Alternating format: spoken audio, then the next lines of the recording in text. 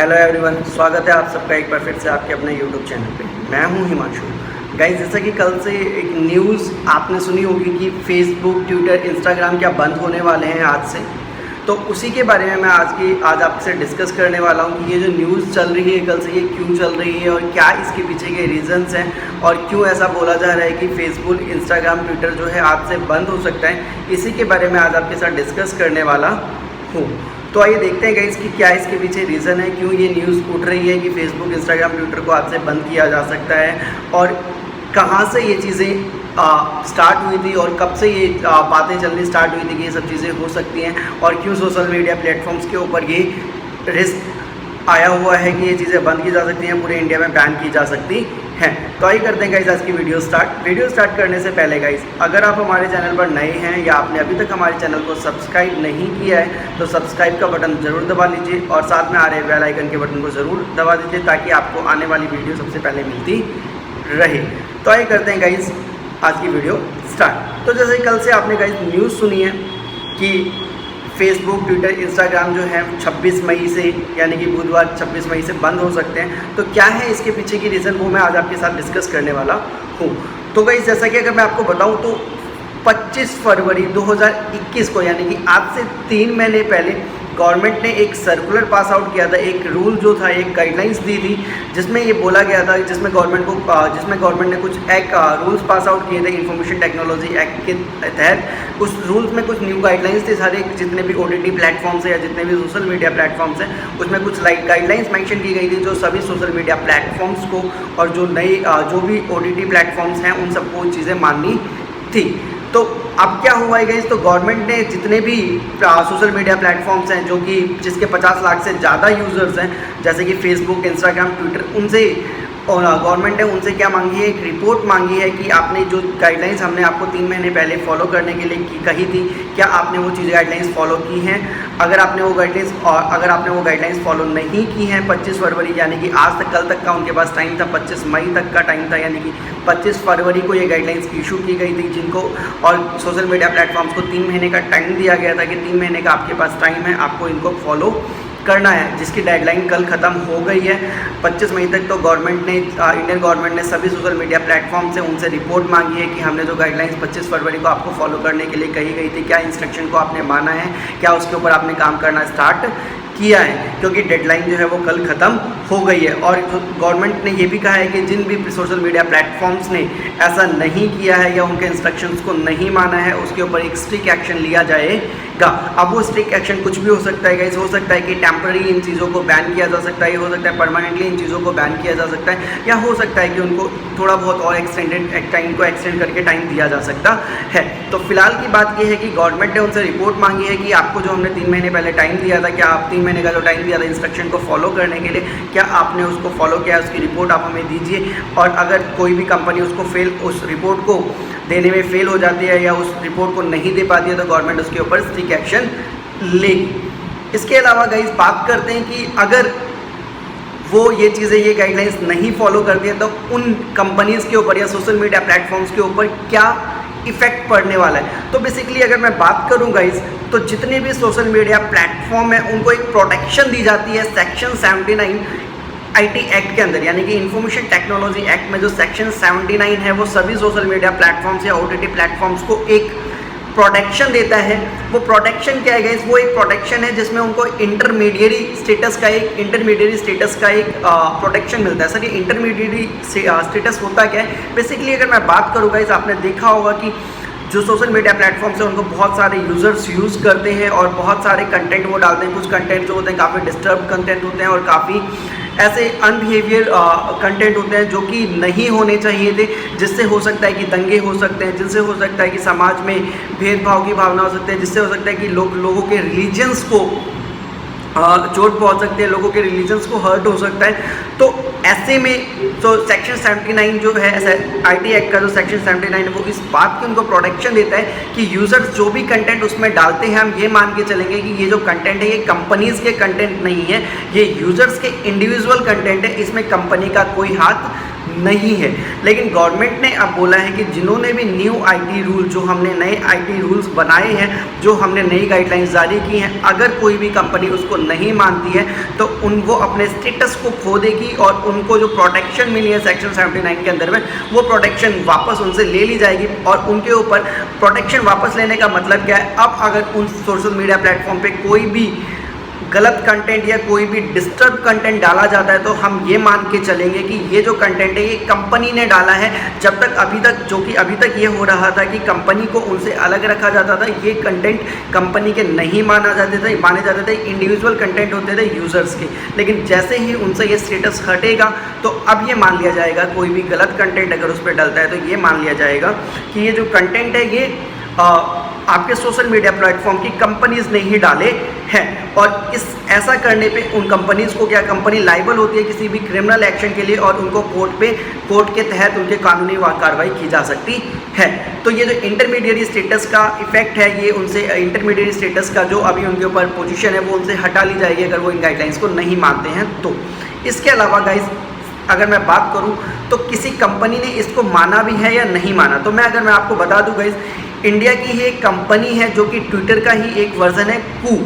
उन्होंने सिर्फ वही एक ऐसी सोशल मीडिया प्लेटफॉर्म है जिन्होंने इस गाइडलाइंस को 25 मई से पहले मान लिया है। इसके अलावा कोई भी मेजर सोशल मीडिया प्लेटफॉर्म नहीं है जिसने इस नई आईटी रूल्स को माना है, ऐसा गवर्नमेंट के सोर्सेज कहते हैं कि सिर्फ इंडिया की ही एक कंपनी जो कि कू है, जो ट्विटर का ही एक वर्जन है, उन्होंने इस बात को माना है। और पिछले ही हफ्ते कू ने ये बोला था कि हमने जो भी नई प्राइवेसी पॉलिसी है या जो नए रूल्स हैं आईटी के, उसको हमने मान लिया है। आपको मैं बता दूंगा इस कू के 6 मिलियन से ज़्यादा यूज़र्स हैं, यानी कि 60 लाख से ज़्यादा यूज़र्स हैं। और पिछले ही हफ्ते कू ने ये अनाउंस कर दिया है कि उन्होंने नई आईटी रूल्स को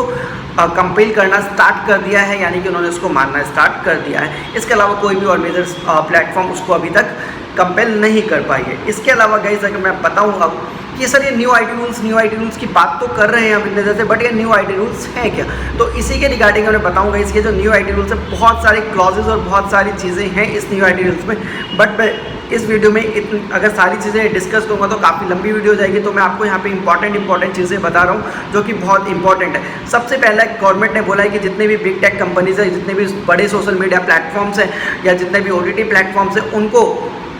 गवर्नमेंट ने एक सिग्निफिकेंट सोशल मीडिया माना है। सिग्निफिकेंट सोशल मीडिया का मतलब एक ऐसा सोशल मीडिया प्लेटफॉर्म माना है जिस पे कोई भी कंटेंट आता है तो वो समाज के ऊपर को बहुत ही अच्छा या बुरा इफेक्ट डाल सकती है। तो गवर्नमेंट ने उनसे बोला है कि उनको एक इंडिया में, चाहे किसी भी देश की कंपनी हो, उनको एक इंडिया में चीफ कंप्लायंस ऑफिसर को अपॉइंट करना होगा, जिसको जो गवर्नमेंट के डिमांड, जब भी गवर्नमेंट को उनसे डिमांड होती है, जब भी गवर्नमेंट को ज़रूरत पड़ेगी तो गवर्नमेंट की डिमांड पे उनको उस चीफ कंप्लायंस ऑफिसर को उनको रिपोर्ट करना होगा। एग्जाम्पल के लिए मैं बताऊंगा इस चीफ कंप्लायंस ऑफिसर का काम क्या होगा। मान लीजिए अगर गवर्नमेंट को किसी भी यूज़र्स यानी कि ए यूज़र्स का डाटा चाहिए ट्विटर मान लीजिए कोई एक ए यूज़र है जो ट्विटर को यूज़ करता है और गवर्नमेंट को उस ए यूज़र के डाटा की रिक्वायरमेंट है, तो गवर्नमेंट जो है ट्विटर से कहेगी कि मुझे उस ए यूज़र के डाटा को दो आप, ताकि जो भी गवर्नमेंट को जो भी एक्शन लेना है वो उस डाटा को देख के ले सके। तो जो चीफ कंप्लायंस ऑफिसर है वो रिस्पॉन्ड करेगा, वो रिस्पॉन्स करेगा इंडियन गवर्नमेंट को उस डाटा को देने में। तो पहली बात ये थी कि कभी सोशल मीडिया प्लेटफॉर्म को चीफ कंप्लायंस ऑफिसर को अपॉइंट करना होगा इंडिया में। सेकंड बात क्या थी, जितने भी टेक कंपनीज हैं उनको एक नोडल ऑफिसर भी अपॉइंट करना होगा। सर ये नोडल ऑफिसर का काम क्या होगा? नोडल ऑफिसर हमेशा 24/7 आवर्स इंडियन गवर्नमेंट से कोऑर्डिनेट करता रहेगा और उस कोऑर्डिनेशन में ये होता रहेगा कि उन्होंने क्या क्या चीज़ें की हैं, क्या चीज़ें उनकी प्लेटफॉर्म पे चल रही हैं, क्या उनके प्लेटफॉर्म का स्टेटस है, कौन कौन से यूज़र्स एक्टिव हो रहे हैं, कौन कौन से यूज़र हट रहे हैं, क्या वो चीज़ें कर रहे हैं। इसके अलावा तीसरी जो सबसे बड़ी बात है वो क्या है, सोशल मीडिया कंपनीज से बोला गया है कि उनको एक ग्रीवेंस रिड्रेसल ऑफिसर भी हायर करना होगा। सर ये ग्रीवेंस रिड्रेसल ऑफिसर का मतलब क्या है, तो मैं बता दूंगा आज के टाइम पे सोशल मीडिया प्लेटफॉर्म पूरी दुनिया में फैल चुका है और बहुत सारे ऐसे कंटेंट डाले जाते हैं सोशल मीडिया प्लेटफॉर्म पे जिससे किसी भी इंडिविजुअल पर्सन को बहुत हर्ट होता है या किसी भी इंडिविजुअल पर्सन के प्रॉस्पेक्ट पे बहुत ज़्यादा इफेक्ट पड़ता है, किसी की पोजीशन पे, किसी के स्टेटस पे बहुत ज़्यादा इफेक्ट होता है। तो वो जिसको भी इफेक्ट हो रहा है, जो भी एग्रीव्ड पार्टी है, वो अभी तक उनके पास ऑप्शन नहीं होता था कि कहीं पे भी किसको वो अप्रोच करे। मान लीजिए मैं ही अगर एक सोशल मीडिया यूज़र और किसी ने कोई ऐसा कंटेंट डाला है जिससे मेरे स्टेटस को इफेक्ट हो रहा है, तो मेरे पास कोई ऑप्शन नहीं होता था कि मैं उस यूज़र्स के खिलाफ कहाँ पे जाके कंप्लेन करूँ, या उस यूज़र्स के ऊपर अगर मुझे एक्शन लेना है तो मैं कैसे उसके ऊपर एक्शन ले सकता हूँ। तो इसके लिए एक ग्रीवेंस रिड्रेसर ऑफिसर अपॉइंट करने के लिए गवर्नमेंट ने बोला है, ताकि अगर किसी भी यूज़र्स को कोई भी ग्रीवेंस होता है तो वो उस ऑफिसर से अप्रोच कर सके, और उस ऑफिसर से अप्रोच करने के बाद उस दूसरे जिस यूज़र्स की वजह से उसको हर्ट हुआ है, जिस यूज़र से उसके स्टेटस को इफेक्ट हुआ है, उसके ऊपर एक्शन लिया जा सके। तो ये गाइज नए आईटी रूल्स हैं, ये 3 आईटी रूल्स। और चौथा अगर मैं बताऊं तो इसके अलावा गवर्नमेंट ने ये बोला है कि उनको एक फिजिकल कॉन्टैक्ट एड्रेस भी डालना होगा अपने सोशल मीडिया वेबसाइट्स पे या फिर सोशल मोबाइल एप्लीकेशन पे। आपने देखा होगा गाइज, अभी जो आप फेसबुक ट्विटर वगैरह यूज़ करते हैं वहाँ पे कोई भी एक फिजिकल कांटेक्ट नहीं है, यानी कि अगर आपको किसी यूज़र्स के खिलाफ केस करना है या कोई भी कंप्लेन करनी है तो आपको यही नहीं पता कि आप कंप्लेन करेंगे कहाँ पे, क्योंकि कोई एड्रेस नहीं होता था गवर्नमेंट ने। तो इसलिए गवर्नमेंट ने उनको ये भी बोला है कि आपको फिजिकल कॉन्टैक्ट एड्रेस अपने अपने वेबसाइट्स वगैरह पे इशू करना होगा। ये चीज़ें थी गाइज जो मेन चीज़ें हैं। और अब मैं बात करूँ, जो मैंने आपको बोला कि ग्रीवेंस रिड्रेसर ऑफिसर को अगर मैं कंप्लेन करता हूँ तो इसके बाद क्या होगा। तो गवर्नमेंट ने बोला है कि अगर कोई भी यूज़र्स आपको कंप्लेन करता है तो 15 दिन का आपको टाइम मिलेगा। 15 दिन के अंदर आपको उसके ऊपर एक्शन लेना होगा, उस यूज़र्स की कंप्लेन के ऊपर एक्शन लेना होगा और उसके कंप्लेन को शॉर्ट आउट करना होगा। इसके अलावा आपको एक एक्टिव मॉनिटरिंग टूल्स भी आपको उसमें इनेबल करनी होगी। सर, एक्टिव मॉनिटरिंग टूल्स की बात करूं मैं, उसका मतलब क्या है कि कोई भी जो सोशल मीडिया पे डिस्टर्बिंग कंटेंट होते हैं उसको तुरंत ही ब्लॉक किया जा सके और ऐसी चीज़ों को फ्यूचर में होने से रोका जा सके। और इसके अलावा गवर्नमेंट ने बोला है कि उनको एक मंथली कॉम्प्लाइंस रिपोर्ट भी बनानी होगी, जो गवर्नमेंट को वो टाइम टू टाइम देनी पड़ेगी कि उस चीज़ के ऊपर वो जो उन्होंने जो भी किसी भी यूज़र्स ने उसके ऊपर कंप्लेन किया था उन्होंने उस रिपोर्ट के ऊपर कैसे काम किया है, क्या क्या चीज़ें की हैं, और उसको गवर्नमेंट को उनको पेश करना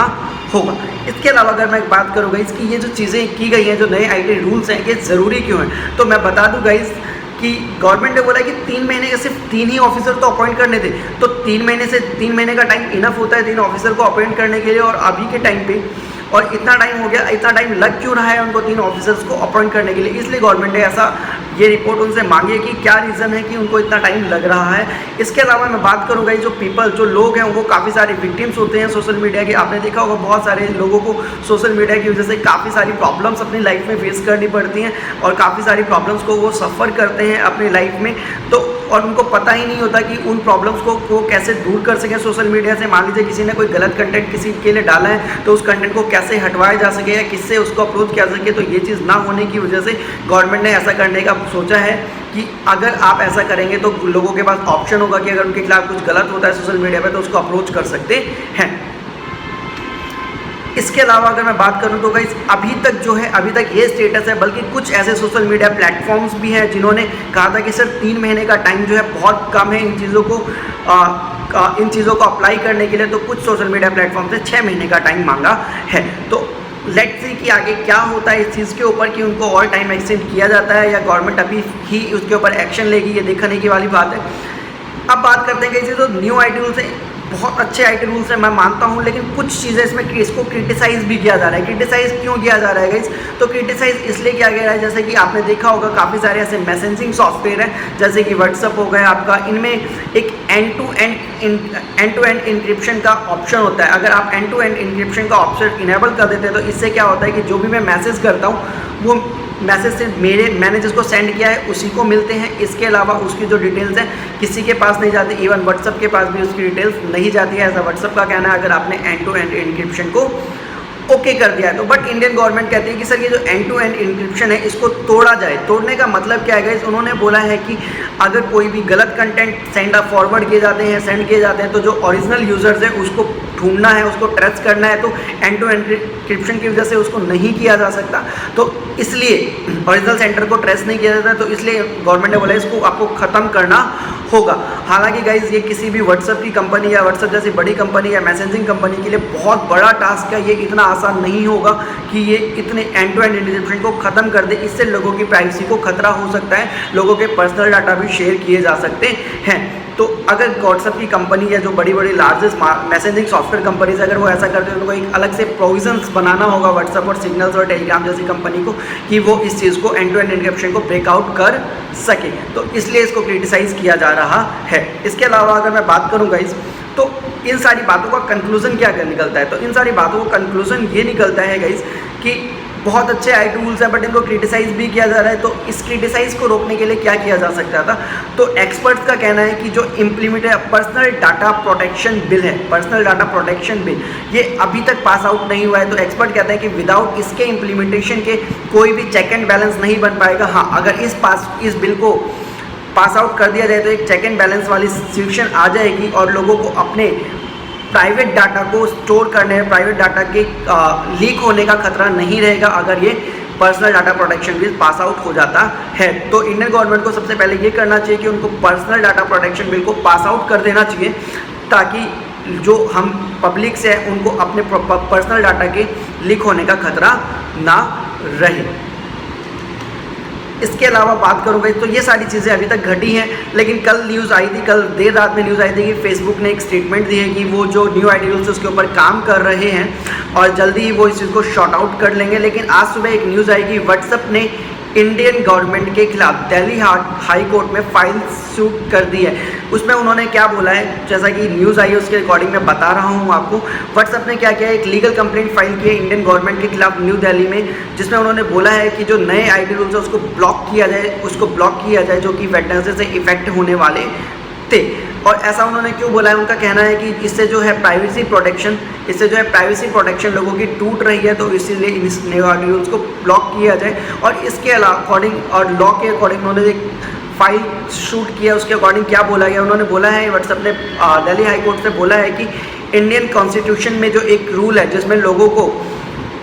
प्राइवेसी को तोड़ने का, प्राइवेसी को स्टोर करने का,